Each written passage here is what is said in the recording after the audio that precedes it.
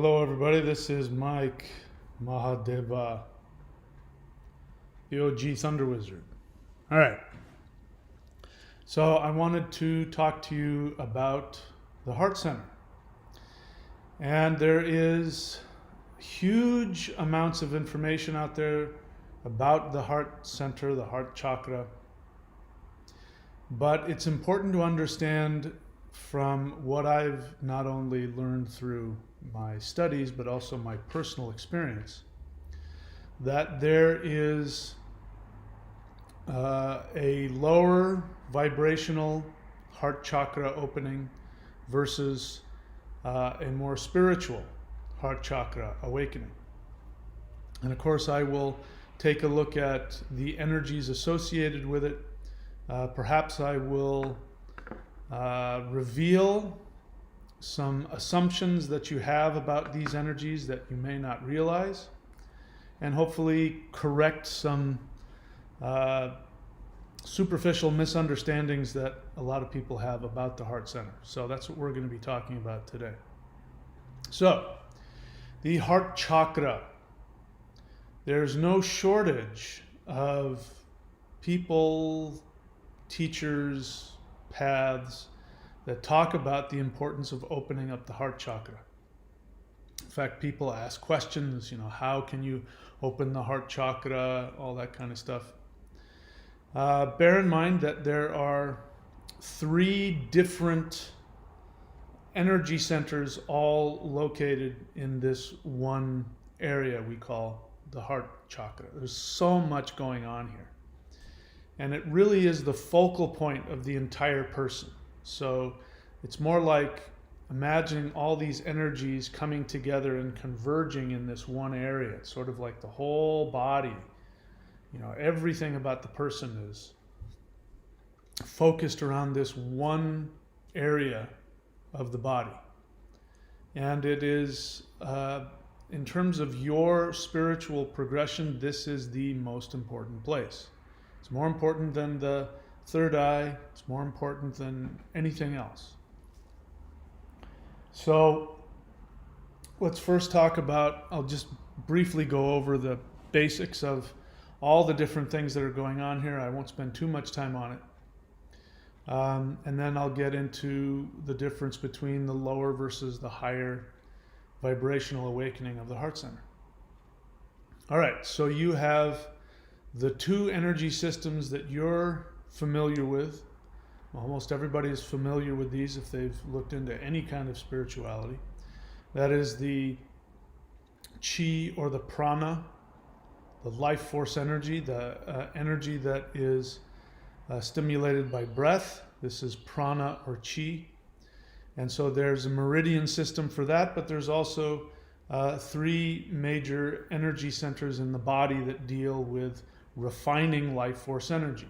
These are called in Chinese the dantians, or we can also call them the cauldrons, because it's representative of purifying gold. So you have the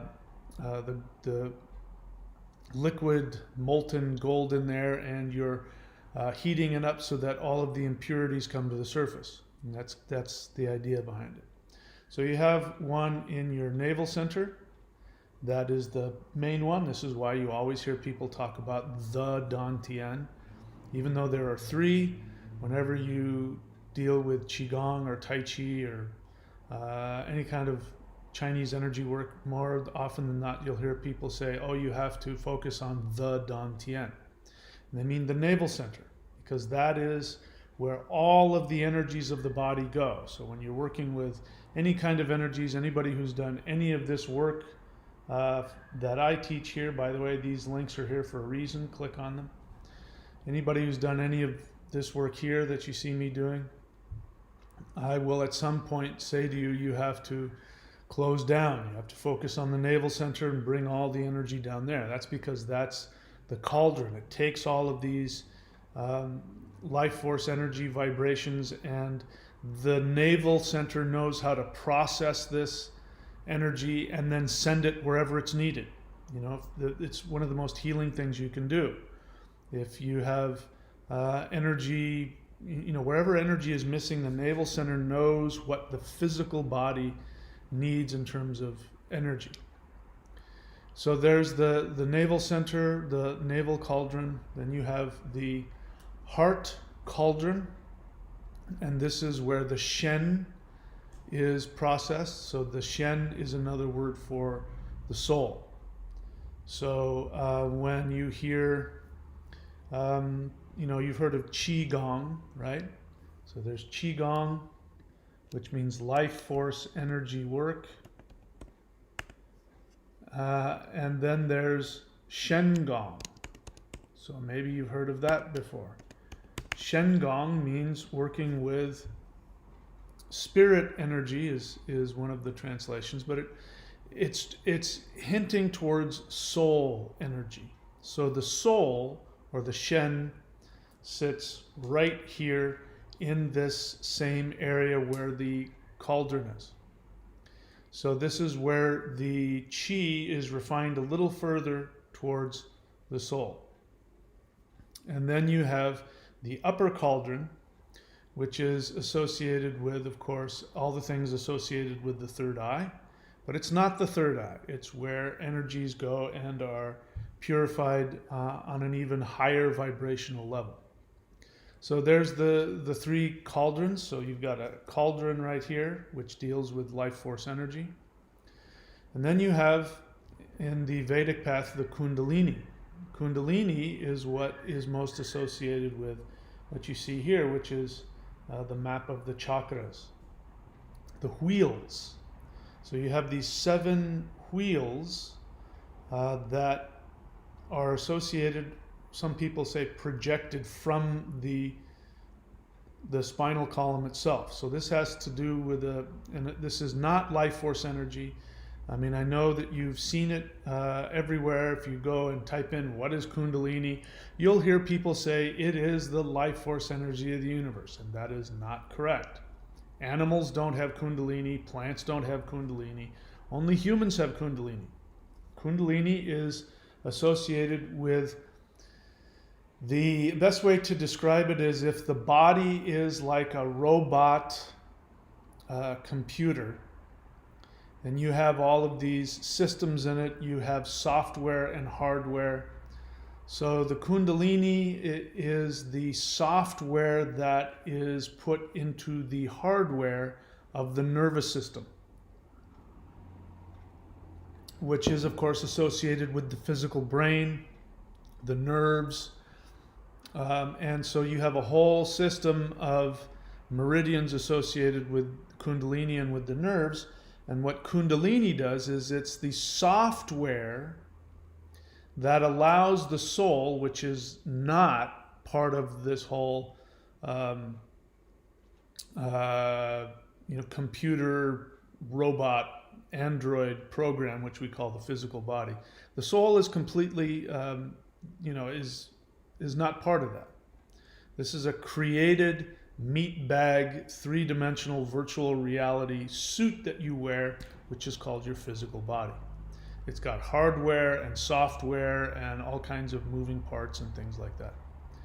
And so the kundalini is associated with the nervous system, which is, as you know, the nerves come out of the spinal column, and then you have the brain as well. And so kundalini is the software that allows the soul to interface with the physical body through the nervous system. So it gives the soul, like you see in the movies, and they wear these virtual reality suits, and so there may be some kind of electrical what's it in the hand, so that you feel like you're touching things in the virtual world. That's what the nervous system is for the soul. It allows the soul to feel as though it has a direct connection. It's connected to this physical world, connected to this 3-dimensional reality. And this is what we would call the ego. It is the psyche. So all of the things associated with your psychology, these learned things about the human psychology, this is not your soul. Your soul is beyond all of it. It's something the soul has to use to interface, to the extent that you're able to use the kundalini. Now you understand what the reason for the kundalini is. To the extent that you're able to use the kundalini to help the soul interface and have a physical / spiritual experience in three-dimensional reality, now you know what kundalini is. People think kundalini will bring you enlightenment. It only brings you enlightenment in terms of your human psyche. This is why people who have kundalini, quote, awakenings, oftentimes will talk about bad experiences. They will talk about the nerves going off, and they had all this nerve pain, and they had they have delusions of grandeur, or they have delusions of persecution. So I've run into a few people who say, I awakened my kundalini, and they're nuts.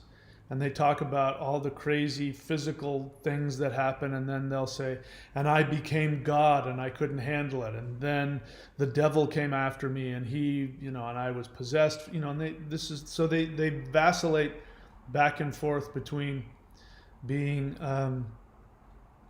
godlike or being attacked by Satan, or and so it's psychosis. They start losing their connection to reality, and that's because this kundalini software is malfunctioning.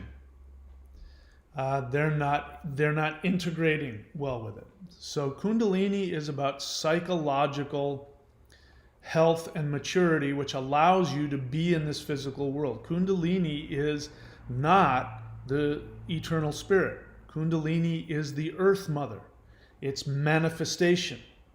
It's a spiritualization of your physical experience. This is why it is so important. But it's also why it's so misunderstood. So Kundalini awakening is not true enlightenment.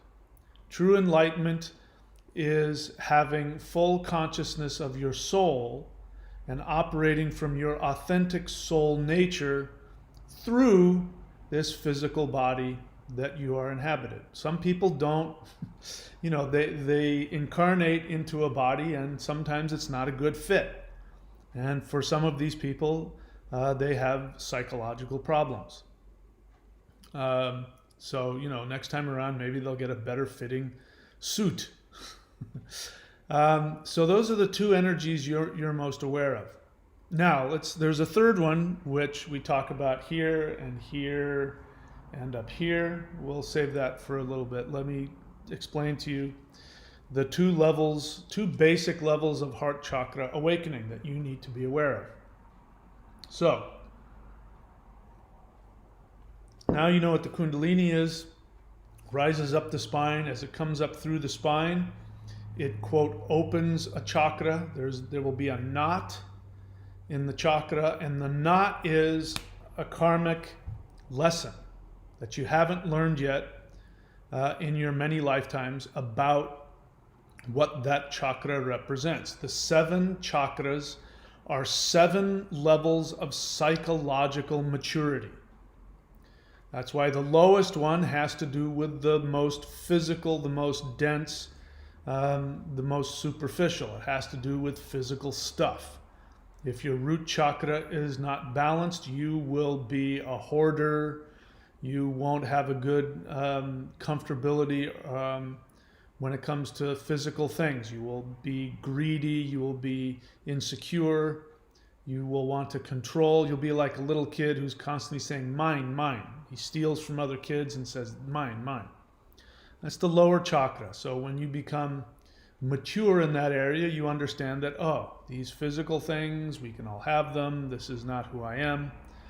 And then you move up through the chakras, and each one of the chakras has a lesson. I won't go through all of them, but we get to the heart center, and the heart center has to do with boundaries. The heart chakra has to do with your connection to other people. And so there are 2 levels of heart chakra awakening.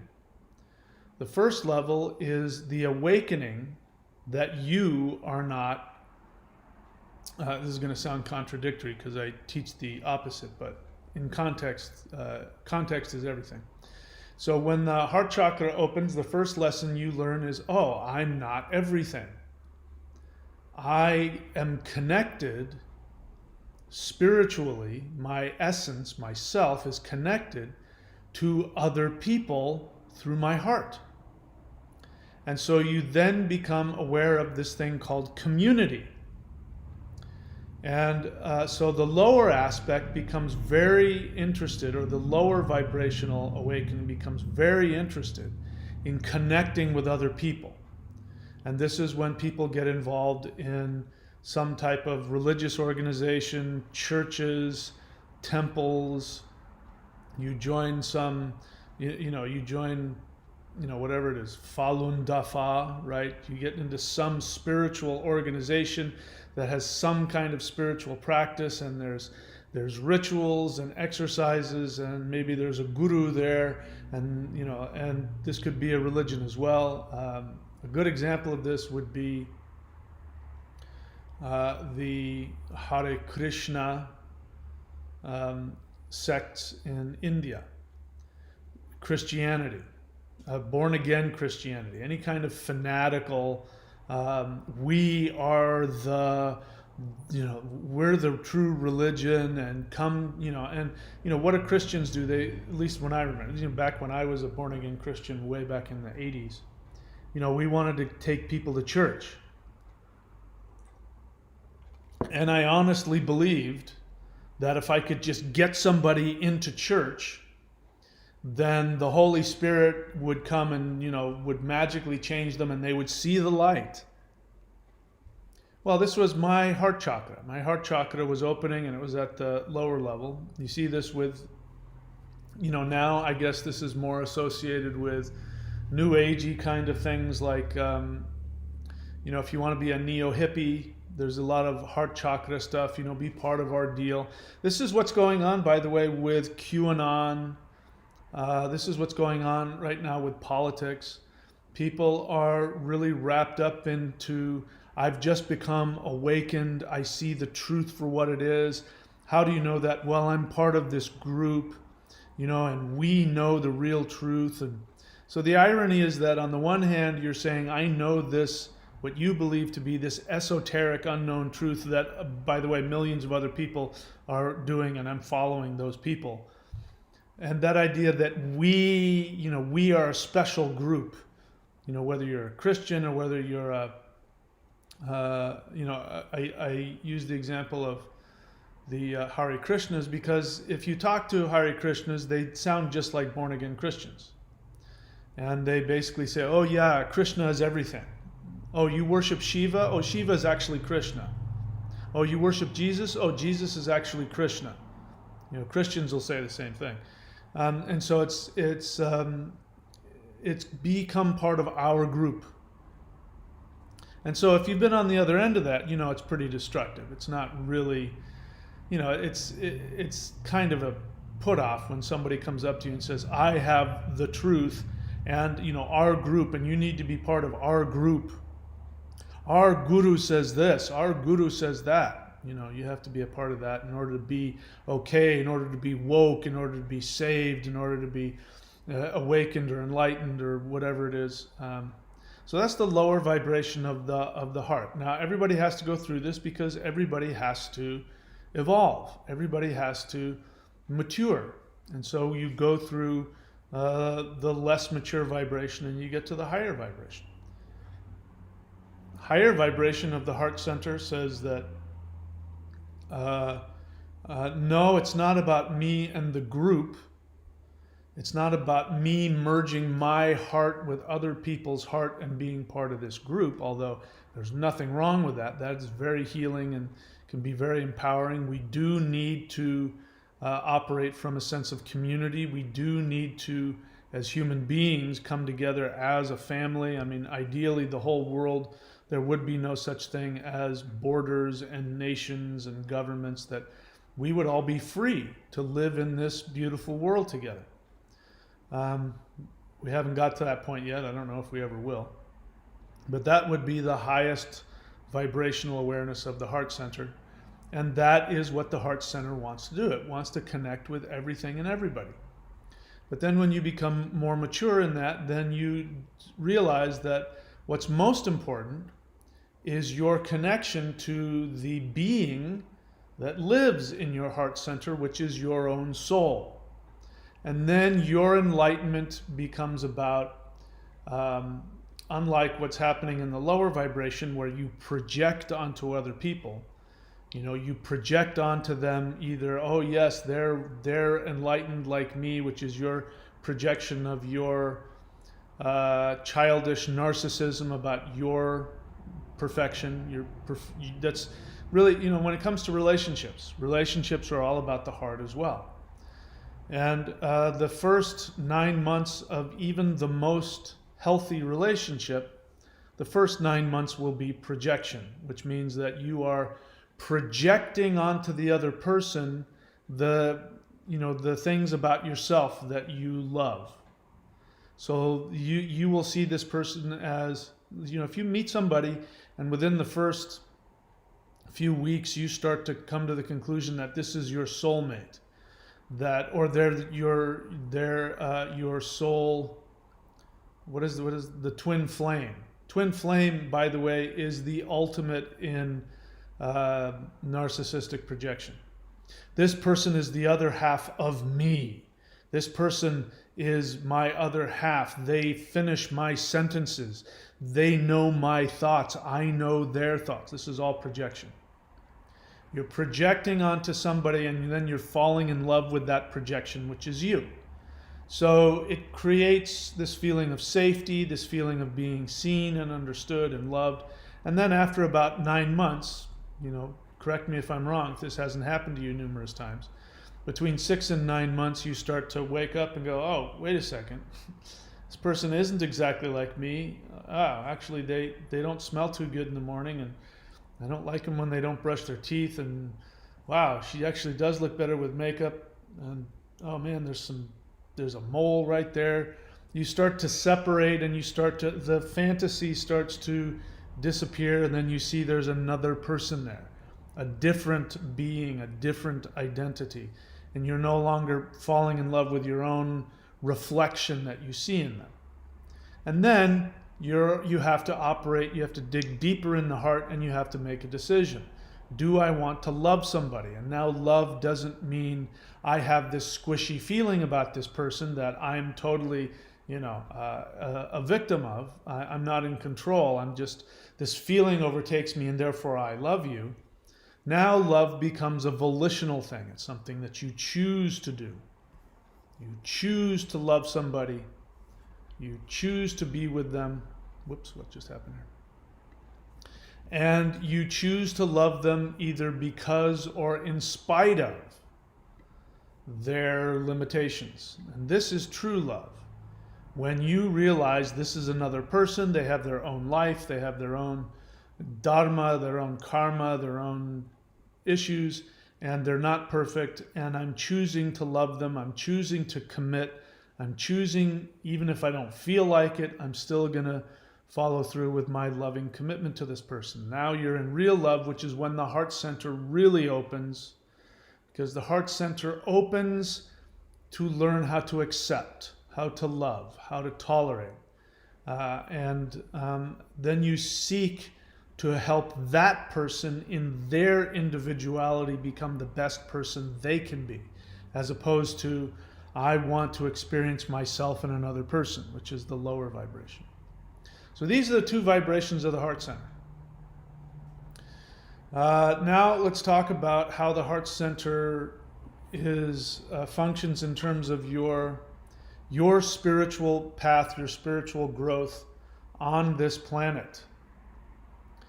So your ultimate fulfillment as a person is going to come when your soul has a direct connection to your 3D physical reality and your soul is running the show.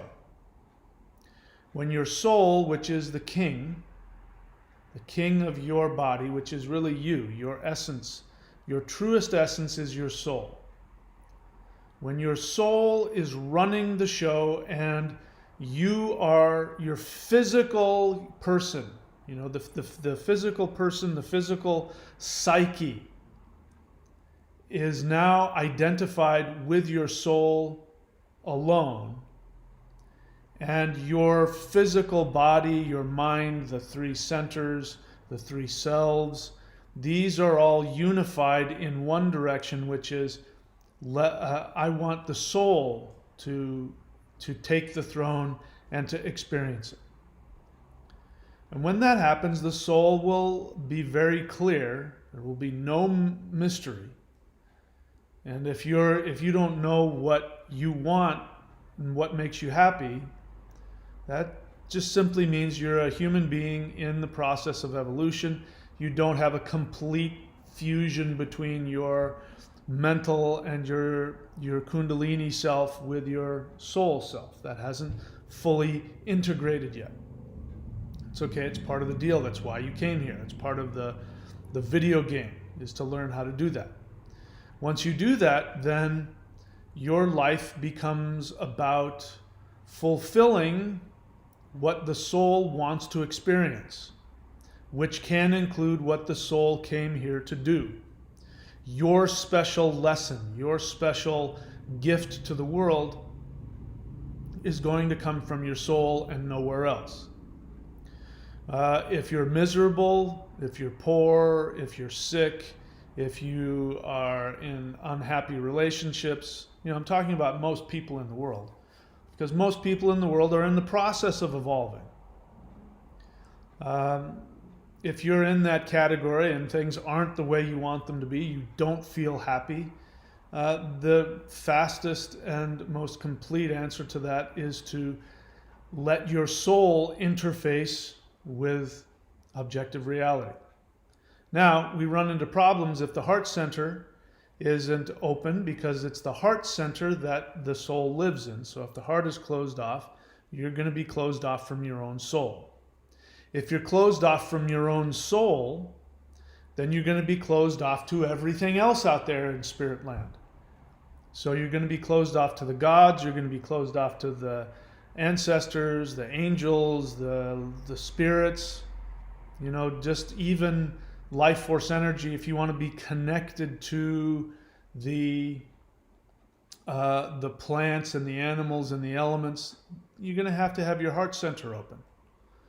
If the heart center isn't open, you're not going to be able to experience that, because it's through the soul that you're able to experience all of these things, connection with all of these things, feeling the communication. So true communication with the infinite doesn't come from here. True communication with the infinite comes from here, the soul. So exercises to help with that will help you achieve that. There's a reason why Buddhists focus on the heart center. The most famous Buddhist mantra, Om Mani Padme Hum, is about the heart center. Buddhism is actually the connection of the intellect to the heart, and we could talk about that forever. But no matter where you go, that's where you want to end up. Even if you're a Shiva worshiper, which is more associated with the higher centers, the avatar of Shiva is Hanuman. Hanuman is the monkey king who, when you see pictures of him, he's tearing his chest open. Actually be this side.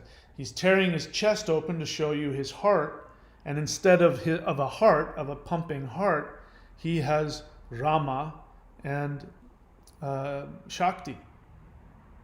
And Rama represents the soul. So it means that even Shiva is fully devoted to the soul. Everything is focused on the soul. Everything wants to seek to serve the soul. The three selves that you have, the higher self and the lower self, which represents your higher faculties of connecting and getting guidance from the spiritual realms, and the lower self, which represents your constructed. It's a software construction. your identity. My name is so-and-so, I live here, my parents did that, I like this, I don't like that, I'm afraid of this, I want, those things that you think are you, that you identify with. That's not your soul. That is a construct.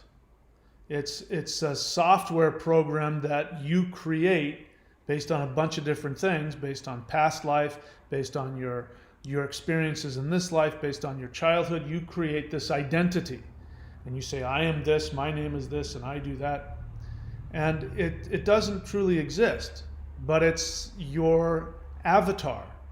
When you go online, you create an avatar. This is your avatar for three-dimensional reality. It's limited, it has strengths, it has weaknesses, it has desires, it has fears, it has all these other things which are part of this game. But you, as the controller, the person sitting around playing with the controller, which is the soul, you have to be at the helm. And if the soul doesn't have access to the controller, then it just has to sit there and watch all this chaos, and it can't do anything. Which is, if you have the experience of, I've tried everything and nothing works. I need to do this, I need to do that. And no matter how often I try this, I can't make this happen or that happen. That means that you're operating from your software avatar, which has no access to the spiritual realms. It has no access. We're putting the cart before the horse. And the soul is going, I'd love to be a part of this. If you want, I would love to be a part of this. So it's a cooperation. You are a community of beings. You have your higher self, you have your lower self, and you have your soul. You have the kundalini itself. You have all of your physical instinct. Your brain has all this stuff. You have the reptilian brainstem, which is about your physical survival and about the procreation of the physical species. So your Invasion of the Body Snatchers, your soul has slipped into an animal. Your physical. We're monkeys. From an evolutionary perspective, human beings are only 1% different than chimpanzees. And there's a huge difference. Chimpanzees can't communicate, they can't build cities, they can't drive cars, they can't, they can barely open a doorknob. They don't have the coordination to do a lot of things. They're very violent, they're animals. So you have this animal in you. You're 1% away from a chimpanzee. And so the thing that allows you to evolve beyond that is your soul. So, if you haven't gotten the impression yet, it can be challenging to truly live a spiritual life. It's very easy. People talk about this three-dimensional world being an illusion. And so you hear a lot of people complain about this illusion. They believe that if they can escape this illusion, they'll be free. And that's not true. If you escape this three-dimensional reality, you'll take all of your delusions with you to whatever other place you go. That freedom is anywhere. Freedom is anywhere. And freedom is nothing more than completely allowing the soul to have 100% interaction with everything. And as I said before, when the soul is connected, when the heart is open, and you're living fearlessly from the soul, then you have access, direct access to the ancestors. They will communicate with you, either directly or through intuition. The gods will interact with you. In fact, the gods will serve you. Pick any god you want. Odin, Shiva, Zeus, whatever god you may want to bring to mind. Venus, Freya, I don't care who it is. Lakshmi, the goddess of wealth. When you're operating from your soul, I kid you not, the gods will bow to you. The gods will say, how can we serve you, my king? You become, to them, you become similar to the one true God of the universe. Everything must serve your soul. That's how powerful your soul is. Your soul has come on vacation. You know, like those, let's see. Sorry, I get distracted when I see people's comments when I'm not ready for them. But you know, those fairy tales where the prince or the king or the queen dresses up like a commoner and will go out amongst the common people. And then, of course, the end result is that those people that treated the king with kindness and with love and with what have you. Then, of course, when the king goes back, the king remembers that person, and that person will become, part of the royal household or whatever have you. And this is what it's like for the soul. Your soul has the power to snuff this reality out of existence. Your soul has infinite power. It doesn't want to do that. It came here to have fun. It created this. Your soul created this illusion so it could come down and play. It's about playtime. It's about going on vacation. That's the thing that humans don't get. They take this life so seriously. They operate from their fears. They operate from their limitations. They operate from their programming. You allow other people to tell you who you are, what you think, what you feel, and that includes every single person listening to me who thinks that they know some secret thing about how they're out to get us. Every single one of you that's into some kind of conspiracy theory about how they're out to get us, you are completely missing the point. Even if what you're saying is true, which of course 99% of the time it's not, but even if what you say is true, because sometimes it is, sometimes they are, whoever they are, sometimes they are out to get you. Even if that's true, imagine playing a video game. And you're playing a video game and you know that your avatar has to go up against the evil monster. You're not going to get all flipped out. You're going to go, I want to beat the monster. So if you really believe that, then the way out of it is to operate from the soul. Not be a whiny, complaining, frightened, pathetic loser who thinks that you have to rebel against this or fight against that or go on to online chat forums or YouTube videos where people talk about how they're out to get us. It's just a waste of time. Absolute waste of your time. This isn't your home. This is your vacation spot. Remember the Westworld? I don't know if you remember well, obviously a lot of you won't, but that's a remake of a 70s movie called Westworld.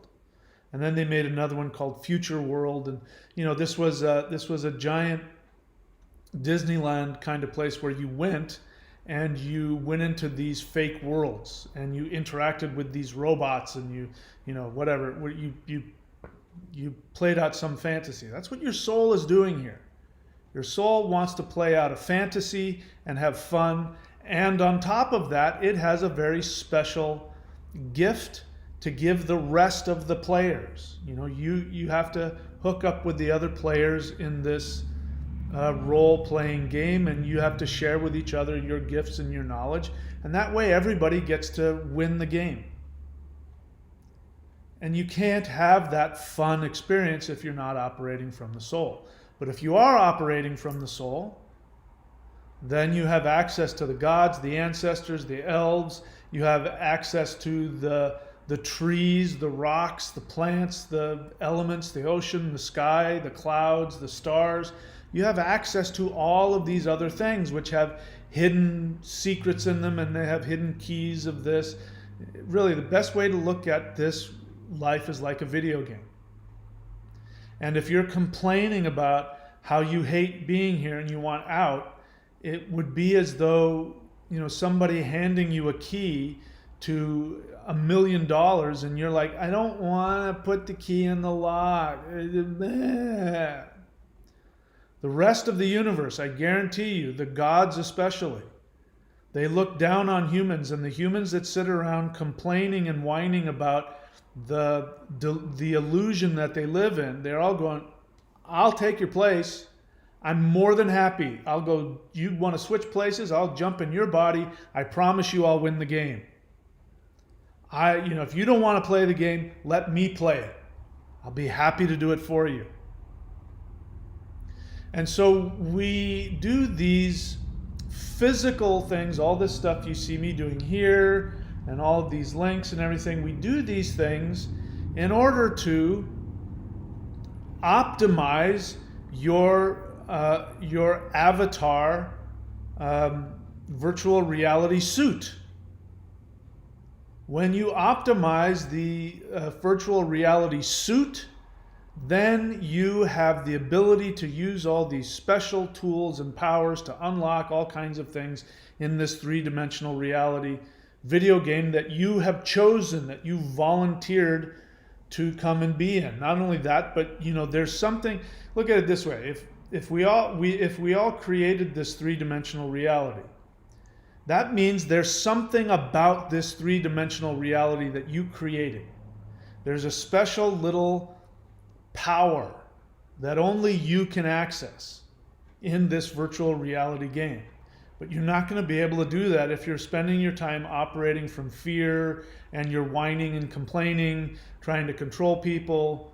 If you don't even know who you are, you're operating from your lower self, which means that you have bought into whatever people have told you to be.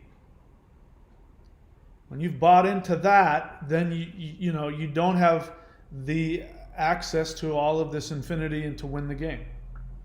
So, as if you've been on the channel for a while, what's going on here, what's going on here, what's going on here, is that there is a hidden power. If you want to cheat, in the game and you want to get power that most people don't get, I have the access code to that. There's a third power that almost nobody knows about, which is called the heart mind. So as I told you, the soul lives here in the heart. The soul is God. The soul is everything. The soul is the doorway to true infinity, to unlimited power, happiness, joy, wealth, prosperity, love. It is the soul. You operate from the soul, you get that. Now you have these things that make it difficult. You have this lower self that has this conditioned narrative about who it is and what it's supposed to be, and people get lost in that. You have your primitive brain. Of course, you have your chimpanzee brain as well, telling you, how to just be an animal and run around and be at the mercy of the elements. And people get lost in all of that. They identify with that instead of the soul, and then you have misery, you have chaos, you have fear, you have pain, you have confusion, you have disease, you have all that other stuff. Now, most people, the idea is that you can make through all of that and get to your soul. Then you achieve this thing called enlightenment, which is simply just conscious awareness of your true essence, and then the ability to live with power in this world. But there's a third power, which is the heart mind, it is lightning power. It is the power, the pure power of the feminine Shakti. And the soul lives inside this encasing of lightning. It sits in the heart, and the soul is encased by this protective lightning power. That lightning power is used only to protect the soul from the damage that three-dimensional reality can bring, because the kind of pain that you experience here, of betrayal, of hurt, abuse, violence, victimization, racism. These are all three-dimensional issues that don't exist in the spirit realm. So the soul needs to be protected from that. Now you experience it in your human self with all this pain and all that other stuff. And whenever there's a wound that you can't process psychologically, and I'm not minimizing it, if you've been damaged or abused by parents or by life or by people, these create wounds in this protective lightning shield around the heart. And that's what that's there for. It holds on to that wound until you process it. If you never process that wound, which is, learning how to move past it, to mourn, to get past the pain and work through it, then it stays stuck in your heart center. There are Chinese traditional medicine practitioners who, if they just, feel your pulse, they'll go, you've been divorced. They can feel the wound in what's called the pericardium, which is surrounding the heart. They can feel it. They can sense it. They can feel it. And so this will have an effect on your heart. It will have an effect on your physical health. If you have enough of these wounds, in this shield, the shield's energy, that lightning energy, all of that lightning energy is going to go to hold those wounds at bay. And what's going to end up happening is you're going to lose power. So a lot of you are walking around with feelings of being fatigued all the time. You have some kind of fatigue syndrome. You can't put your finger on it. Other things like fibromyalgia and these other kinds of things that doctors don't really know what it is, but they know that it has to do with something emotional. This is your lightning heart center is, bzz, bzz, bzz, saying, I'm kind of overloaded here. You're going to have to deal with these things because I can only handle so much. And all the while, that creates this armoring. The wounds create an armor between you and your soul becomes more and more disconnected from you, which means you're going to become lonelier, sadder, angrier, depressed. You're going to want to do things to replace that. So you're going to want to drink. You're going to want to smoke. You're going to want to do drugs. You're going to think that, doing entheogens and hallucinogens, that's the key. We have people here who have such a continuous level of depression that people take, now they're microdosing, whatever, LSD or, other kinds of hallucinogens. And they're doing that because they're losing their ability to tap into their soul. And you become dependent upon some kind of external chemical just to feel normal. These are all signs that you're not connected to your soul. So the heart mind, which is the lightning energy, which you can learn here, which is what I'm showing you here, which is this. This will give you the ability to tap in directly to the soul. But you get this power of the lightning energy, which when you do it, talk to anybody who has been doing these things consistently. You will hear them talk about how they now have access to a lot of emotions. So you will have to process your emotions, but you will also get a physical power. You will feel this electricity flowing through all of your meridians. Each one of the movements here and here and here are designed specifically. It took me my whole life to unpack this and understand it and reverse engineer it. I was a student, a practitioner of a secret sorcery, black magic, spirit fighting sect of Taoism, which is called the Mao Shan.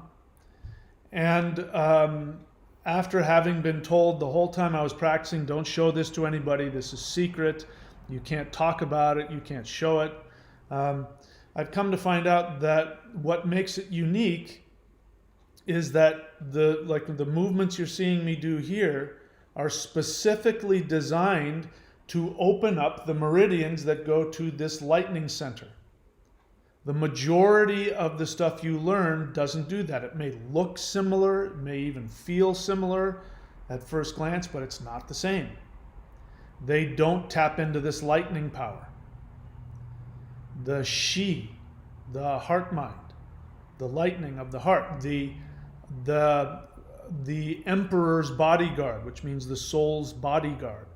That infinite lightning energy that's used to protect the soul from harm is now released into the body.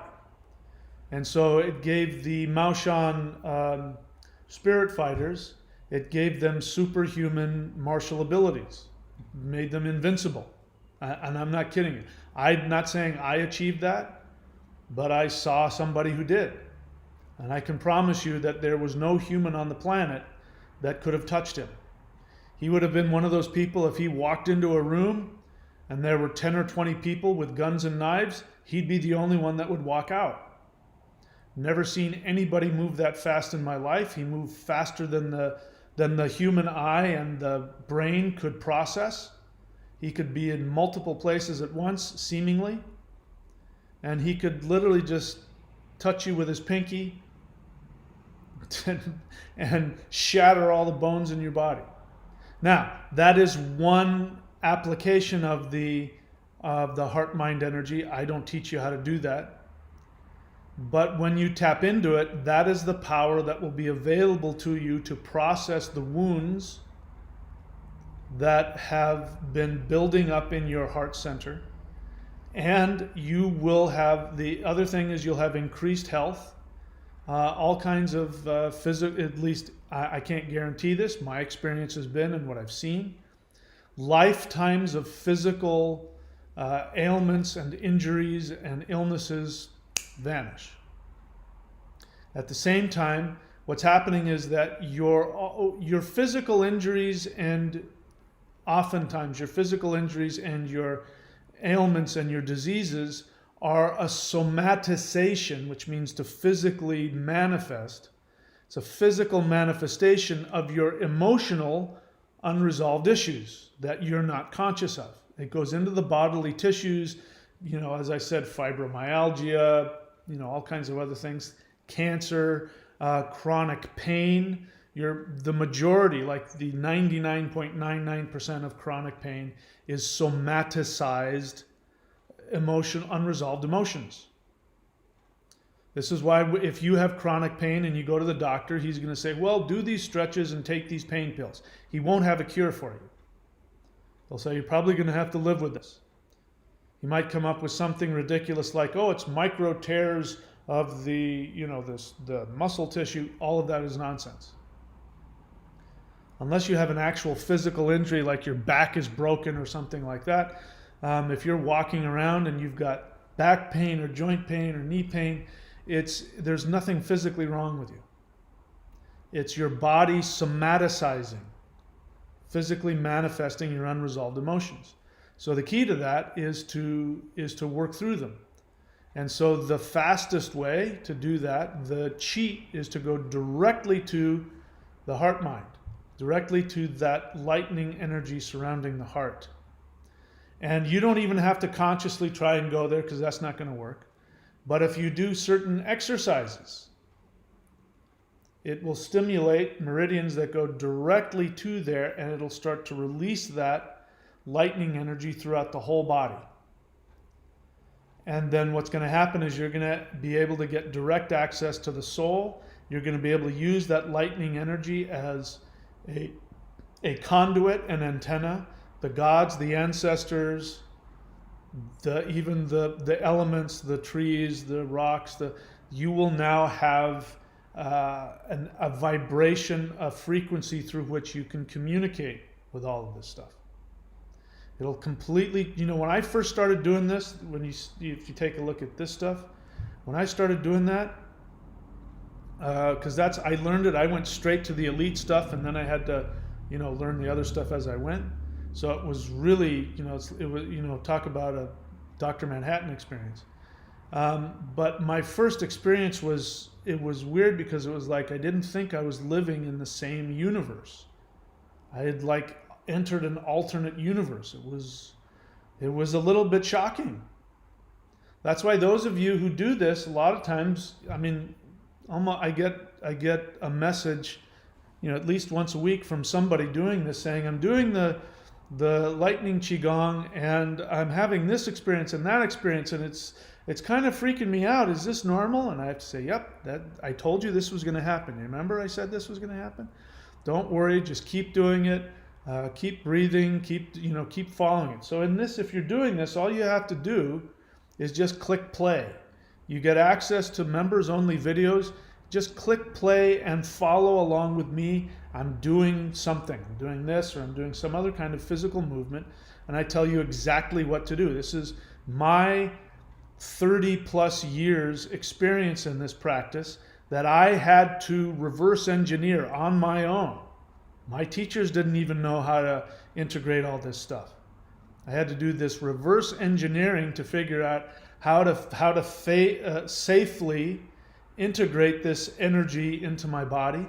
And I figured out how to combine all three of the energies together. The chi energy, the kundalini energy, and the heart-mind energy. I don't know if there's anybody else out there doing it. I'm not competing with anyone. I'm just saying I don't know of anybody who's done that. This will allow you to tap into the physical life force energy for health, strength, well-being, spiritual advancement. It will tap you into the kundalini, which will help you to psychologically mature. And then if you want to supercharge the power of the soul, you'll have the heart-mind energy. You'll be able to integrate all of these three together to help you become a fully empowered human soul in this virtual reality. All right? So those are some of my thoughts about that. I'm happy to take questions now. I do want only questions and answers. Zachary Thorsten, I'm assuming you're new to the channel. This is not what we do. You don't blow up my this question and answer text. I know they do that on other channels, so it's not your fault, but here's what I want. I want honest questions. If you have an honest question, because now since Zachary Thorsten has completely blown this thing up, I can't see if there's any other questions on there. So you write the word question in all caps, then write an honest question, and I will answer it. I'm not interested in your opinions. I'm not interested in you being my cheerleader and either agreeing with me or disagreeing with me. I'm not interested in that. Only interested in the questions and any honest feelings that you have. And the other thing is, if you're going to ask me a question about what I'm teaching. For example, Zachary Thorsten says, how many cranial nerves do chimps have? At what point did I say anything about, we're going to talk about how the cranial nerves of chimps? Stay focused. Stay focused on the lecture material. This is my college, university lecture course. So take notes on what I'm talking about and then ask about that material. I'll be happy to help you. What else? I don't see anything. Zachary Thorsten is teaching his own thing here. All right, no questions. No questions here, just a lot of talking. Boy. See, Zachary, you can't listen and type at the same time. So I don't see a lot of listening. I see you wanting to share your thought. I mean, you're doing the normal thing. So I'm going to get off your case here. You're doing the normal thing that most people do. All right. Again, don't see any questions here. So in order for, now that those who are watching would like to ask questions, I'll go ahead and let them do that. In the meantime, what I'm going to do here is I'm going to play a video for you and then give you guys time to write some questions, and if not, we'll just call it a day. So let's see what goes on here.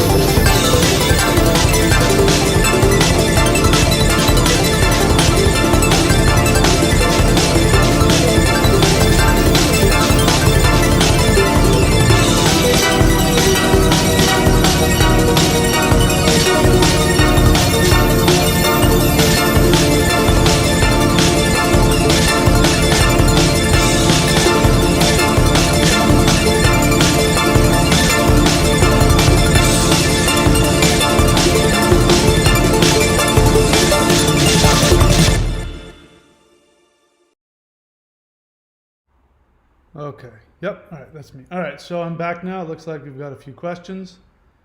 Let's take a look and see here. All right. Chong the Viking question. Chong the Viking, 2 most important things in life: pay attention and put effort. How many times have I said, write the word question in all caps? You've been here long enough to know that. Show me that you can pay attention. You ask, I've been doing the morning and afternoon ritual for a 90-day challenge. Is it normal to experience lethargy when doing these practices? Yes. A couple of things can be happening here. The lethargy. There's a couple of things that can be happening. Generally speaking, what can be happening is that you are actually tapping into energy, and what you experience as lethargy is actually a state of, quote, emptiness, where you feel tired, but if you really think about it, you're not tired. You're actually just very relaxed, but there's all kinds of energy happening. And you saw me doing the spirit fighting in that last video. I was going at probably 50% speed. If I was training a lot and going at normal speed, I'd be going at least twice as fast as that. But my experience would be that I would be very relaxed and I would be barely moving. So those experiences of feeling tired, you're actually you're in another state. And it's a very relaxed, very stony kind of a state. And so some people experience that as being tired because you think being amped up has energy, and it's not. You're actually, like when you're on coffee, people think they drink coffee, they've got energy. No, they don't. What's happening is that your heart is beating fast, and you've taken a stimulant, but you're actually draining yourself of energy. That's why you crash afterwards. Punk. So you may not know what true energy is yet. That's one possibility. The other possibility is that your body is finally getting enough energy that it wants to rest. So here's another thing. People who have insomnia will tell you, I can't sleep, I have too much energy. That's not true. It's actually the opposite. They can't sleep because they don't have enough energy. It takes more muscles to close the eyes than it does to open them. And the body can't relax if it's not charged up with energy. So if you're running on fumes and you plug into a power source, the first thing that's going to happen is your body's going to want to rest. It can finally now recharge. Third possibility is that this is the unconscious mind resisting the awareness that is trying to come as a result of the heart-mind opening up. It could be a combination of all 3 of these. So the short answer to your question is this feeling of lethargy, yes, is normal. But as I said, if I were to go, let's say, and to take the spirit fighting and go cleanse a place of negativity, of ghosts, if I were to go in and do some ghost busting, I would practice to such you might see me and I might look kind of like I'm not really here. I might look kind of drunk. But actually then I would be full of energy. If I had to physically defend myself, which I've made a vow that will never happen, but if I did, I would also go into that state. You would see me kind of go into a weird little zone and I would look really tired, but then you'd see the hands moving faster than your eye could handle. My experience would be that I'd be barely moving, that I'd be floating through space. So all of these things can happen. Unfortunately, this is part of the difficulty in teaching this online. If I had in-person students, this would be something we would talk about and experience, and they would know how to integrate that knowledge. So short answer, yes, everything you're describing is normal for any one or all 3 of those reasons that I just mentioned. Know thyself, 1388 question. I've heard from my ancestors ever since I was a child. As far as you know, I guess I have no reason to disbelieve you. Perhaps that's true. However, I have been receiving random neck and back pains since beginning the 90-day warrior challenge. Is this emotional blocks moving? So it's interesting that you didn't just go straight to the question. First of all, congratulations to both of you guys for doing the 90-day challenge. As you can see, I said, if you do the 90-day challenge, people are going to start, stuff's going to happen. Something will happen. I can guarantee you that. What's going to happen, I can't say, but I'm willing to bet most of you didn't realize that you were going to have these experiences. Anyway, but I find it interesting that instead of just asking me the question about the pains, you had to precede that with telling me that you have heard from your ancestors since you were a child. And it's like, so what does that have to do with anything?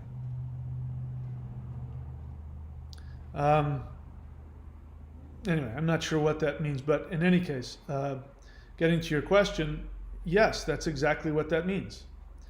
So there's a thing called tension myositis syndrome. Tension myositis syndrome is a fancy way of saying that the majority of pain is psychosomatic.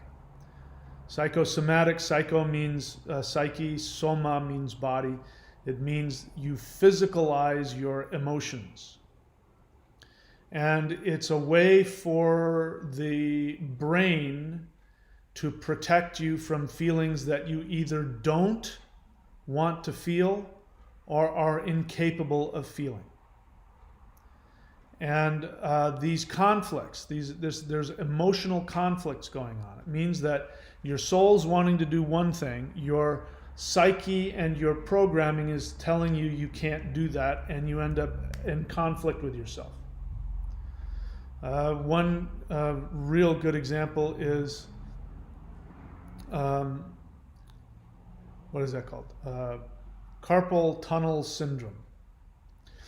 If you talk to doctors, they'll tell you carpal tunnel syndrome is the sheath of the tendons is inflamed because you're doing all this work. And who are the people that get carpal tunnel syndrome? People who work at computers. Now, I'm constantly, as a writer, I'm constantly typing on my computer. I don't have any problems. These are people who have data entry jobs or some other repetitive motion job in some low-paying job they don't like.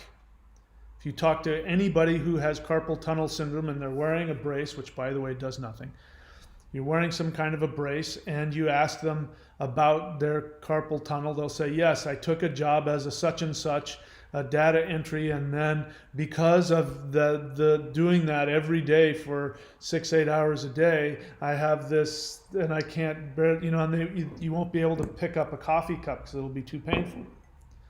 It's just another form of tendonitis, which means inflamed tendons. And it's because they hate their job. But for whatever reason, they have to tell themselves, no, I have to keep this job because I have to pay the bills. I have to, I've got this wife and this kid I didn't plan on, and I got to, my kid needs diapers, and, and I really wish I could just go spend my life traveling around the world eating French food and being a food critic, but I've got this stupid job I can't stand. But it's okay. I'm so grateful I have a job. They're in conflict with themselves, and that conflict has now been somaticized. It's been physically manifested. So what you're saying, know thyself, is what I've been saying from the beginning, which you are tapping into, which is that now that you're opening up the heart mind, you can no longer lie to yourself about your conflicts. Your brain is saying, hang on, I'm going to protect you from that. You told me that it was shameful for you to be a ballerina when you're supposed to be, a football player. You're going to have this conflict, and it's on the level of your unconscious mind, which means that it's going to physically manifest. And so what ends up happening, you have the twinge, the pain, neck pain, back pain. There's literally nothing wrong with you. Feels like, I should stay home and rest. What's going to happen is you're going to go, I was doing the 90-day challenge, but I really need to rest this, so I'm just going to take the day off. And then if you've ever had this, where you wake up in the middle of the night with a pain, a knee pain, a joint pain, neck pain, or muscle spasms. You wake up in the middle of the night from painful muscle spasms. That is absolutely a sign of TMS. Because that's not how things work. You don't injure yourself and then feel worse when you're resting the injury. That's not how it works. That's a sure sign that as you're sleeping, you're about to become conscious, because that's why people have nightmares 3 or 4 in the morning, because all of their unconscious stuff comes to their conscious awareness in the form of these nightmares and these dreams or these fears. That's why people wake up in the middle of the night and think that their house is haunted. There's a ghost in the house. There's an evil being in the house. That's just their unconscious fears manifesting, sometimes actually physically manifesting in their house. It's their own fears. So what you're saying is that know thyself is that you are now on the verge of becoming more aware. So my suggestion to you is to take notes. Whenever the pains come up, get out a piece of paper and a pen. It's best to do it physically. There's something about writing with the hand and the nerves and the brain. But get a pen and paper and write down your thoughts. Write down the things in your life that are bothering you. The little things. The little things are huge. I hate mowing my lawn. What? I mean, I hated, when I was married, I had to mow lawns and I hated it. I felt like for me, a loser is a guy who spends his Saturday mowing his fucking lawn. Jesus, why even have it? I had stress over mowing the lawn because it meant I had given up my life and now I was just this stupid house husband, and what a waste of time. So write down whatever the heck it is that's bothering you. Think about that when you're doing the practice, that you want to become aware of the conflicts inside of you. And specifically, you want to find out what your soul wants that may be directly opposite from what you've been programmed to do. We're programmed to live certain lives. We're programmed to be at a certain income level. We're programmed, in all kinds of ways. And when we break through that program, it feels like we're disobeying God. So when your life starts to get better, a lot of people will start to have physical problems because the unconscious is going to try and stop you from evolving past your limited programming. So that's all that's happening here. But it is on you to do your best to become conscious of it. If you can't become conscious of it, the only other thing you can do is to go after what you know you need to do. So as you know thyself. You're supposed to be going after your soul desire. That's what I'm teaching you to do. So no matter what, try and ask yourself, what is it that I want to do? What does my soul want to do more than anything else? And then go do that. And then your body and your unconscious might rebel, but that's okay. If you keep doing it, it will eventually lose. All right? So don't let it stop you. Zachary Thorson, so you didn't hear what I said, did you? I made it very clear that what I want from you is questions. You apparently didn't hear that, and you feel the need to type in, I said, I don't want you to spout your ideas. This isn't your classroom, it's mine. So because you can't respect my request in my classroom, I am going to temporarily prevent you from putting any comments in. If you want to stay on the channel, you can ask an honest question based on what I'm teaching. But at this point, because you're brand new, you're better off just listening, watching more of my videos so you know what it is that I teach. All right? You want to go talk about this stuff on your own channel? Feel free to go live stream on your channel and you can say whatever the hell you want. All right. So Zachary Thorsten is in the corner. Roxanne Laverne, question. Can I work with Thundra and still do the celestial? I don't understand the question. What do you mean? Are you saying that you're afraid I'm going to make you choose between she and me? I would never do that. You can work with anybody. I mean, can you eat tacos and still eat seafood? Yeah, you can have a varied diet. So I'm not quite sure I understand your question. as far as I'm concerned. And Thundra, as you know, was my apprentice for a while, so you're in good company there. Impetus correspondent question: is it possible for opening the heart center to cause you to eat less? So impetus correspondent, that's really not a direct question, is it? What you want is you want to change your eating habit, and you're wanting. I mean, I guess the answer to your question is yes, but is that your only focus? Because here's the thing. If you've got an eating disorder, like you're eating too much, there's obviously an emotional issue there. So you can, by opening the heart center, you mean doing my lightning qigong at the thunderwizard.com site, it's certainly not going to hurt you.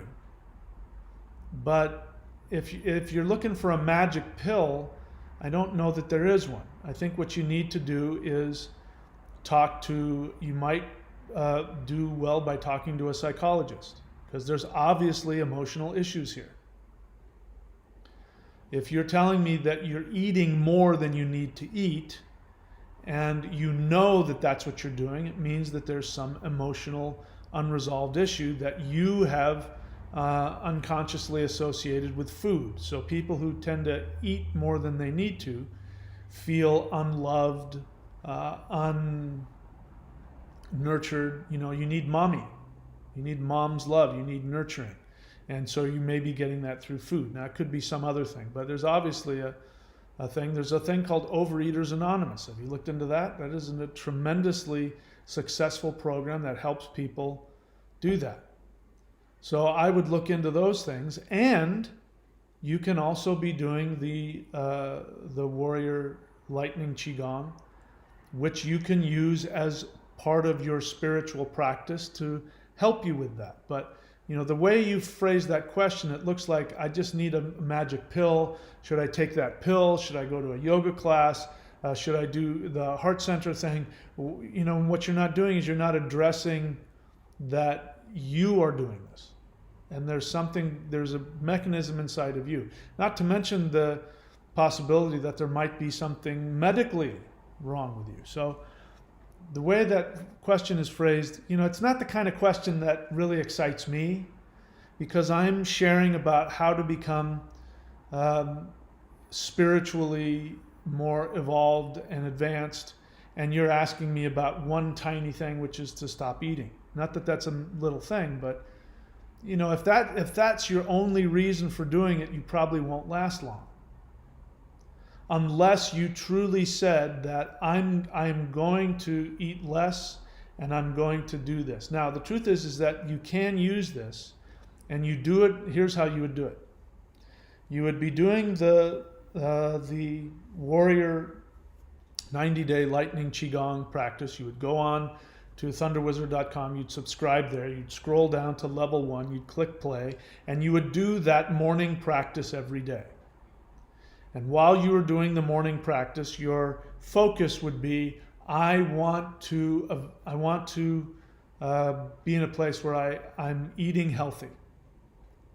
And then what will happen is you will become more consciously aware of what's going on, which may include needing to go see a doctor, needing to go to Overeaters Anonymous, needing to see a psychologist. And this is the spiritual practice that you do to bolster that. So I encourage you to take full responsibility for that and not look for some quick fix. I don't think there is one. Having said that, it's not impossible. Somebody could do that, the 90-day Lightning Qigong, and have an epiphany, and that might be all that they need, and they know what to do, or their body chemistry might change. I actually, when I do the Lightning Qigong, I lose weight naturally, because it makes my my metabolism go up, just because of the nature of the practice. So all those things are going to be helpful, but I don't want to be irresponsible and say, oh yes, it's a magic fix, here you go, because that wouldn't be fair to you. Sinleet, honest feeling, very grateful just to listen. All right. Priestess Tia, question. The heart center is an energy source.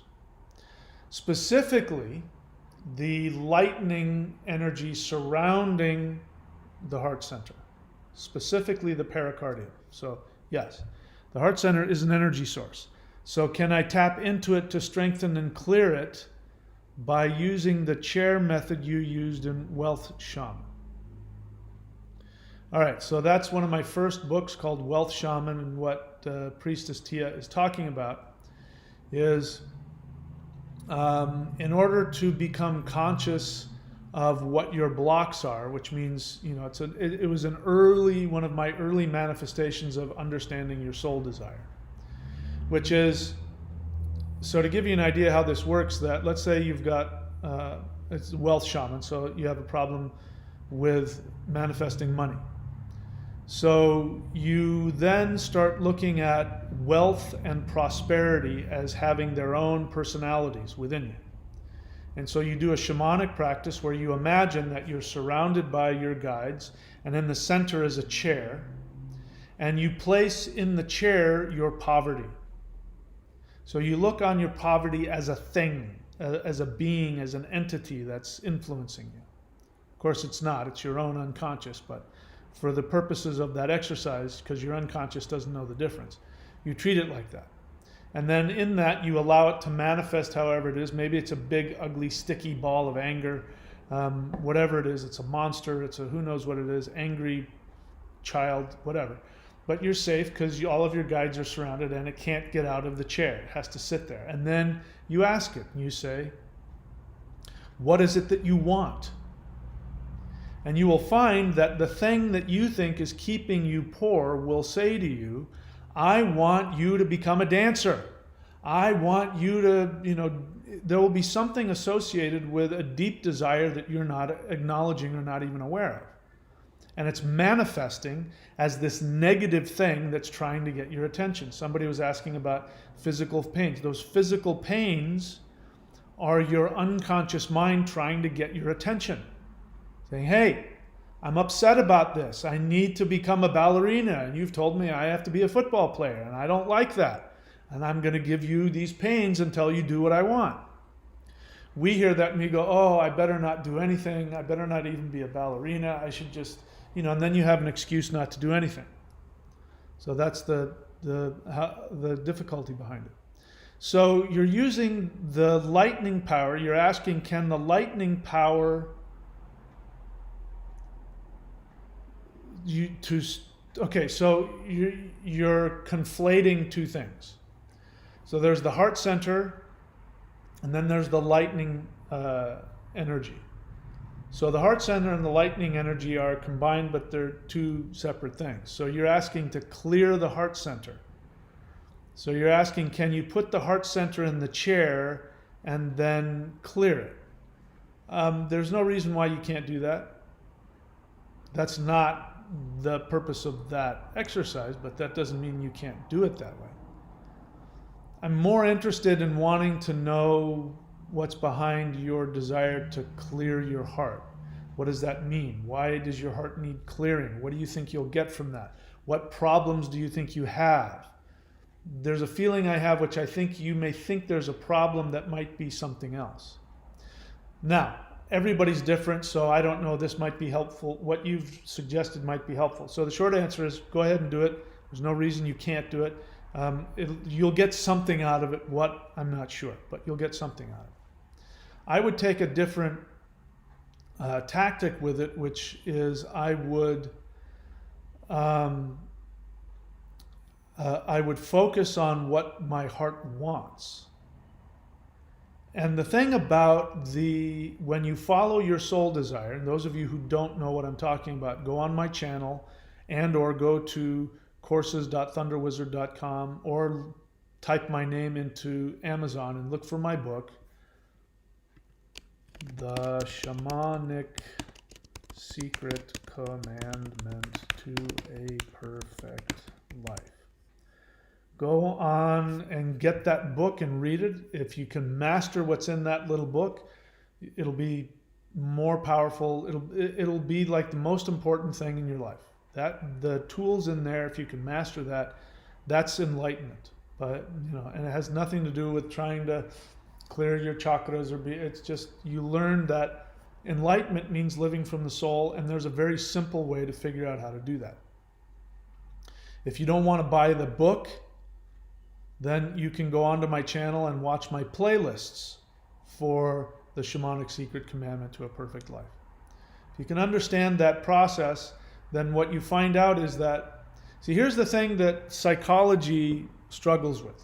So psychology wants to understand what's in the unconscious. And the assumption that psychology operates from is that if we can look into the unconscious and see what's there, then we'll be able to act consciously. And that's not always true. That's like an alcoholic. Lots of times alcoholics will say, yeah, I'm an alcoholic. I know I'm an alcoholic, but, it doesn't stop them from drinking. That knowledge won't stop the impulse. They still have no power to change the impulse. So you can't basically know everything in the unconscious, or the unconscious wouldn't exist. So the way to become conscious is to do the thing that's going to stimulate the unconscious to respond. The way to get the unconscious to respond is to figure out what your soul desire is, which I teach you how to do that if you want to figure that out, you can go to career.thunderwizard.com. And you can find out exactly how to figure out your soul desire. If you can't do it by following those simple questions, then that means that you have a very deep, unresolved unconscious conflict, and you may need counseling. From me, whenever I've done a career consultation, there hasn't been one person that I haven't been able to help them determine what it is their soul wants to do. Then getting them to do it, that's a whole other thing. But when you do the thing that your soul wants, and oftentimes it's going to be directly contrary to everything you've been told you're supposed to do and be, when you go after that, all of your unconscious conflicts will show up. And then you will be able to then know what's in your unconscious. And if you do the lightning qigong, you'll then have a power that you can use to take the actions that you would normally not be able to take, because the impulses would be telling you to do the opposite. So this is why my ancestors said you had to die in battle. The battle is going after what your soul wants and battling your unconscious mistaken beliefs of self-preservation, because your unconscious is trying to save you. It thinks it's trying to protect you.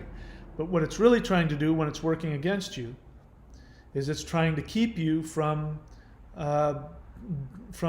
disappointing your parents, your society, your government, your religion, all the ways you've been programmed. It thinks your programming is protecting you, but it doesn't. It just makes some people happy.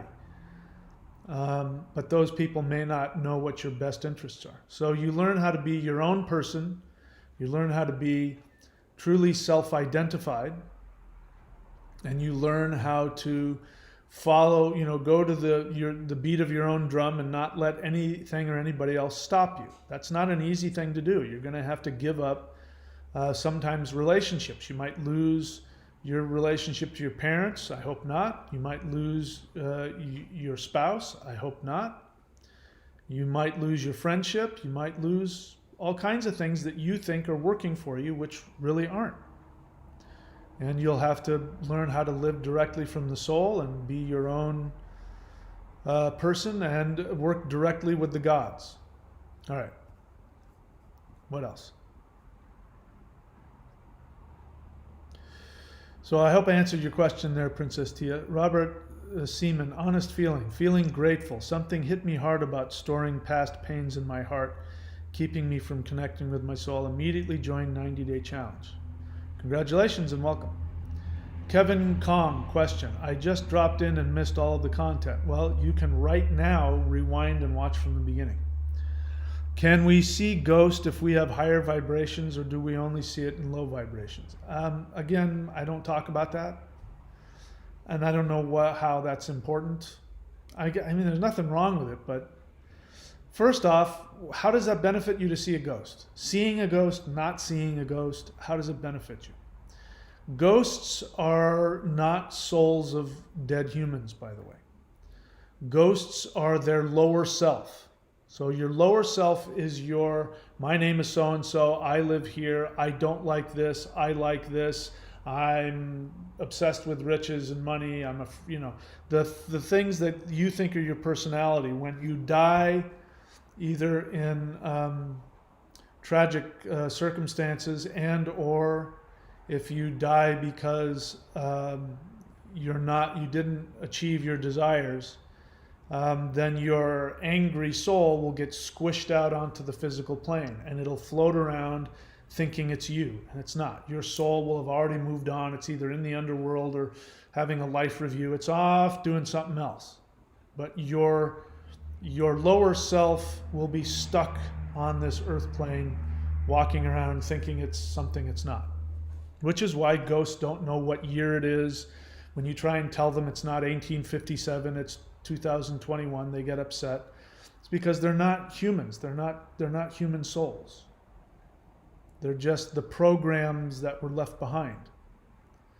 So why do you need to see that? There's nothing spiritual. There's nothing spiritual about, not that you're doing this, but there's nothing spiritual about going to a haunted house and doing, a haunted house thing. And there's nothing spiritual about that. They're not even people. That's like when a ghost shows up in a house and starts doing things and people get all flipped out. Oh my God, it's a ghost. Oh my God. That would be like if you came home and there was a homeless guy sitting on your couch, eating potato chips and watching your television. You'd be what the hell are you doing in my house? Get the hell out of here. I'm going to call the cops. You'd call the cops would take him. You don't think about that. So again, Kevin, this question makes me think you don't do the work that I offer. It's totally unrelated. I experience it as a superficial question, and I don't know that it helps you. So there's my answer to you. I hope that's illuminating. Jedi Black Knight question. As you know, I have ankle tendonitis. So I do the whole breath, heaven earth exercise followed by the lightning mudra. Would this be a good sequence to do until I'm back on my feet? Yep. I still think you need to look at tension myositis syndrome. The thing about tension myositis syndrome, there's a whole way to recover from that, which is then you're somaticizing your pain. Tendonitis is always, I'm going to say that, it's always TMS, always. There's nothing physically wrong with you. Tendonitis just means inflamed tendon. That's it. The pain you're experiencing is very painful, but there's literally nothing wrong with you. So the standing postures are getting you more connected to your unconscious, and your unconscious is fighting back. So there's something that you're not doing. Your tendonitis, you think I'm going to go sit in a chair instead and I'm going to convalesce and I'm going to rest and my tendonitis will go away. No, it won't. There's something your soul wants to do that you're not doing.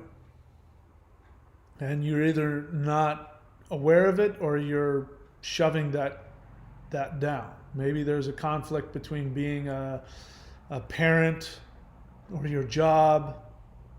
There's something you're not doing that's causing you so much pain, it's taking you away from something really important to you. I know it's happened to me. I've had recently, I had tendonitis crop up in my hand so bad that I couldn't surf. I mean, my body, my unconscious mind does this to me very frequently. It'll toss in some tendonitis somewhere to try and keep me from, really living my soul desire. So you have to get used to this. If people have tendonitis, it means that they are very, they're a perfectionist. So you're a perfectionist in your life. You try to be a good person. You're trying to do the right thing. You want to be a good boy. You want to receive, either be successful and make the right amount of money, or you want God's approval, or you want society's approval. You get angry because you can't be perfect. These are all things that are associated with people who get tendonitis. So I don't want to co-sign you not doing the standing posture because you think that's going to help you, because it won't. It's not going to make your tendonitis any better or worse. I'm not saying that you need to cause yourself any pain, but I would strongly look into the tension, the TMS, tension myositis recovery procedures, which there's specific things you can do, but you have the ability to go research that. I recommend you go do that.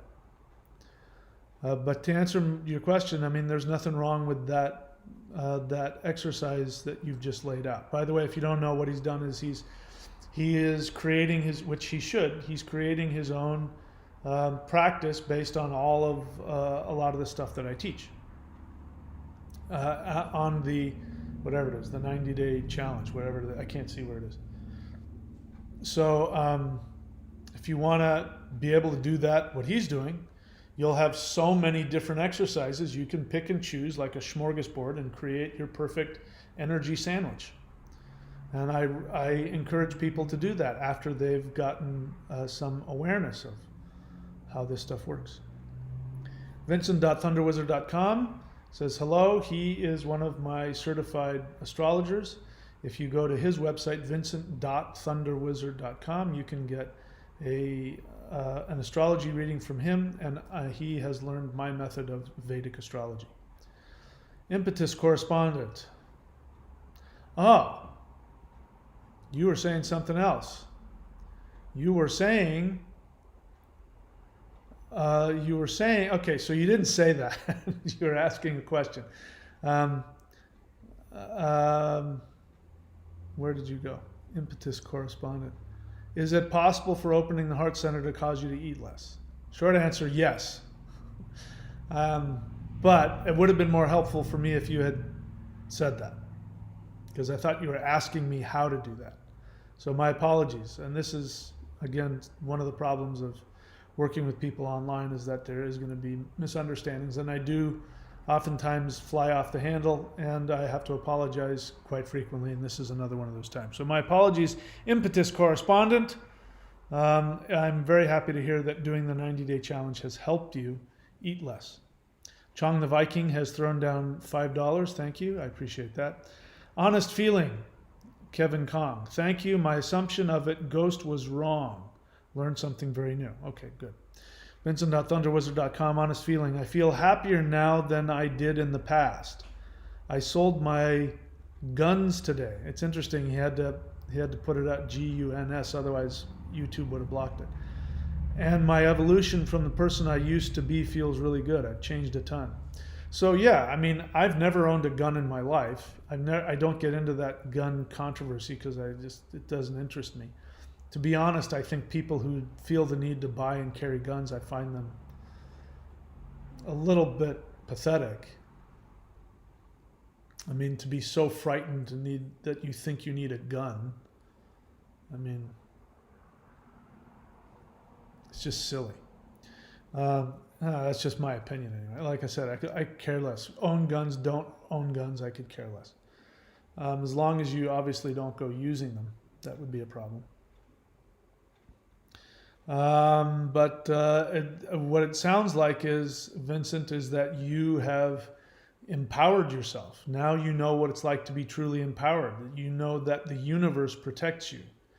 You don't feel the need to protect yourself. That's what I'm getting from it. Maybe I'm wrong. Maybe you were just a gun collector. I don't know. But congratulations. Again, I'm telling you guys, this stuff is real. This isn't just another yoga practice or another meditation practice. Nothing against any of those things. This is something really special. And there's a reason why this stuff has been kept secret. This is why people in China consider it to be sorcery and black magic and all of that. That's why. I'm not making it up. This is a real thing. Real, secret, powerful energy that, you know, even the most advanced spiritual practitioners don't know of, because unless you've been shown exactly how to tap into this energy, you won't even know it's there. It's designed to stay hidden. It's a secret nuclear weapon that's designed to stay hidden. And now, like the superpower, you now have this super weapon you can use to destroy negativity that most people don't have. All right, I don't see any other questions there. My apologies to, what's his name? What's her name? I don't know who it was. My apologies to, what was your name? Impetus correspondent, for misunderstanding you. My apologies to anybody else if I misunderstood you. And that's it for me. So until next time, everybody, I've done all of the stuff here. Let's see. Vincent says, yes, I felt totally disempowered and weak. That's changed. Yeah. I'm telling you guys, this stuff can make you become bulletproof. I mean, I haven't had any of the problems that's been going on in the world. Zero. I mean, before COVID hit, my soul told me to get the hell out of the US, and it took me to the most, well, the perfect place for me, but the most COVID-free place in the world, which is in central Queensland, Australia. We haven't had any COVID scares. You know what happens is Brisbane, the city, 2 hours south of here, the closest big city to us, when they have one case, if one case shows up, they lock down the whole state of Queensland.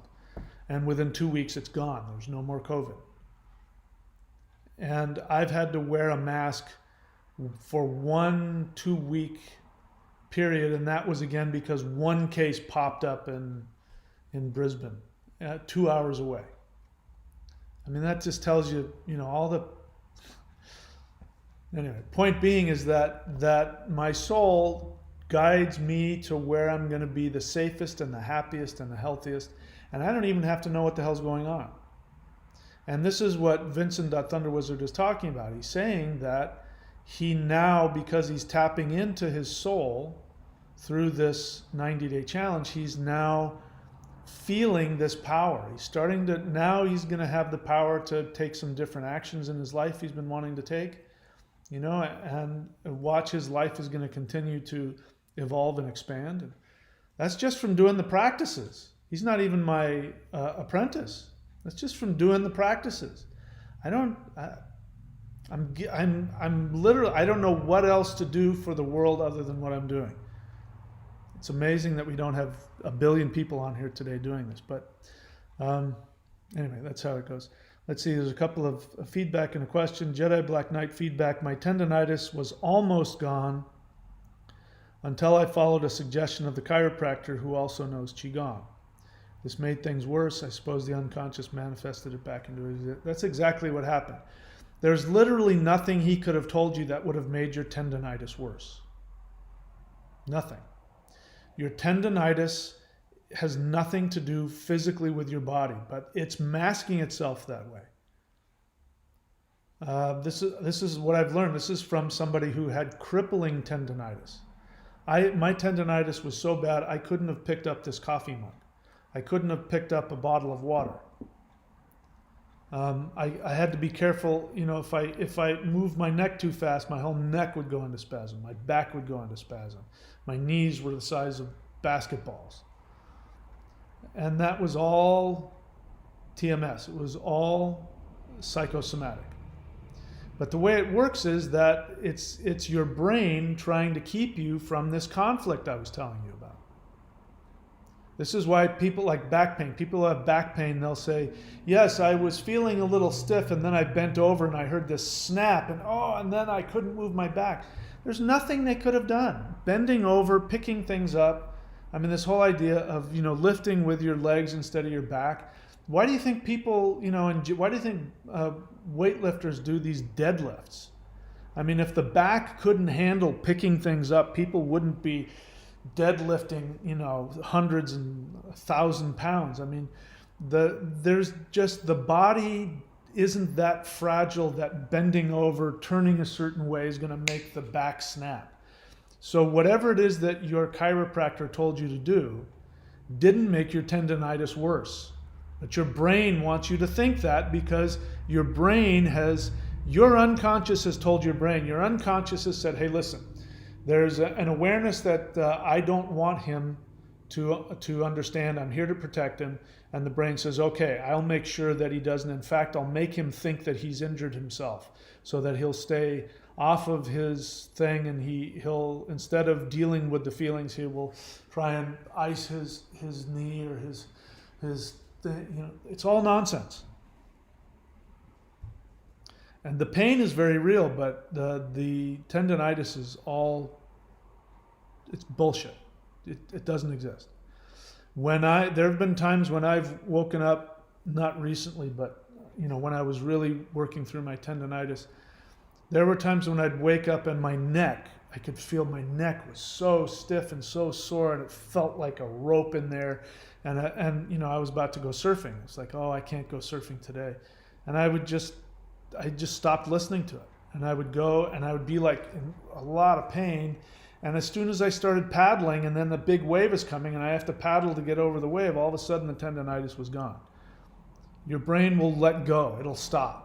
Another thing that I noticed was that if I had tendonitis and let's say I got the flu, and you get a fever, all of a sudden all of my tendonitis would disappear during the time that I was fighting off the flu. And then when I'd get over the flu, the tendonitis would come back. Doesn't make any sense because it's not real.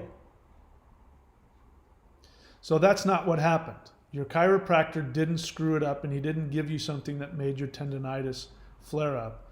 Your tendonitis was looking for an excuse. Oh, I'm moving differently now. I'm standing differently now. Oh, my tendonitis is back. Nope. It's all nonsense. Jameson's son question, the Qigong sitting posture is used a lot in meditation. When I sit cross-legged with wrists on my knees, I feel so secure and centered. Why could this be? Can I japa or do mantra?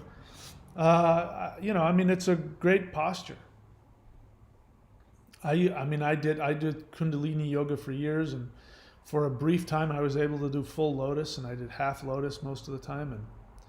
And it's a really good. It's good for the root chakra. It really sort of binds up the root chakra, and so that's probably why you like it, because based on what I know about you, you're going to have root chakra issues. This is why babies like to be wrapped up in blankets. It makes them feel safe. So this brings you a feeling of being empowered, and your physical, your lower chakra, is protected and empowered. So it's obviously healing for you. You should keep doing it. It's good. It means you need to do more kundalini work. So feel free, go right ahead. What else? Jameson's son question, in that position, or do practices that call for position in what you teaches, or you could do the secret mudra in full lotus. You can do a lot of the mudras that I teach in full lotus if you want.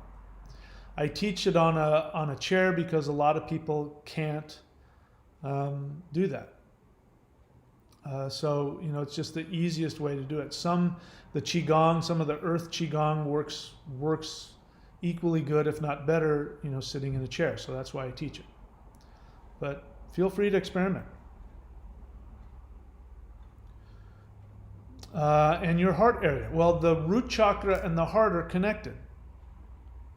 So when you bind up the root chakra, you're going to feel a connection in your heart. So it's obviously working for you, so keep doing it. Chong the Viking, honest feeling. A lot of crap from my childhood has resurfaced from doing these practices as well, but I'm not giving in, and I'm going to keep pushing. Good. I recommend writing your feelings out. It's also good to have somebody to talk to. So this is what counselors are for. So I recommend that to everybody. Jedi Black Knight question, would you recommend John Sarno's techniques to work through the tendonitis? Yes, absolutely. Absolutely. You can get his book on healing back pain, and even though you have tendonitis and not back pain, it's the same thing. Follow his program. You can get it online. You can go online free at TMS, whatever it is, techniques, healing techniques. There's no shortage of people out there. There's some even really great awarenesses now. So it's moved beyond TMS, because John Sarno, the guy who discovered TMS, the doctor, not a chiropractor, he was an actual physical MD doctor, basic back doctor guy. He was the one that discovered this. But there's now this understanding that it's not just the brain shutting off oxygen to the nerve tissues. There's now the nerve tissues get programmed and they get this pain memory. And so what's going on is that the nerves themselves are going off for no reason. And you experience it as, I can't move my tendons or this, or I've got this injury, and it might flare up around injuries. These are all really convenient ways for the unconscious mind to justify it. Because it's very hard to accept that it's psychosomatic, especially if you can associate it with an injury. So the thing about injuries is that when you injure yourself, whatever was injured actually heals stronger than before. So you're not going to have a recurrence of that same injury in that same place, but that's what happens. People go, yes, I have this injury and I did this to myself 100 years ago, and I have this, and it's, it flares up now. It doesn't flare up. There's nothing wrong with it. It's healed over. It's stronger now than it was before you injured it. Your brain goes, let's see, what will he respond to? I had a bruised rib. I actually injured my rib surfing. And I was really protective of it for a long time. Even when I went back in the water, I'd get hit by a wave, and I would want to protect my rib. But my rib, it's not my rib, it was the muscles around it. Those muscles have healed, and they're stronger than they were before. So the likelihood of me getting a bruised rib in that same spot is less than it was before the injury, not more. But we feel afraid, and the brain's going to go, oh, he's afraid there. Let's send let's get the nerves to start causing problems in that area, because he'll respond to that. He'll stay in bed and he won't go surfing and he won't do his work, and he'll feel sorry for himself. That's what we'll do. It's trying to protect you. It's trying to keep you from following your soul. So again, Jedi Black Knight, all you're telling me is that there's something your soul, you need some counseling. You need to talk to somebody. I've never talked to you. You've been following me a long time, and I've never once talked to you, to my knowledge. Maybe I have and I don't remember. But you need to talk to somebody. You need to do the work. So I recommend that. All right, that's it. Enough chastising for one day. I'll see you guys when I see you. Take care of yourselves. Be kind. And remember that your soul is everything. And if you follow your soul, you will be bulletproof. All right. And click on all the links. They're there for a reason. And I'll see you when I see you.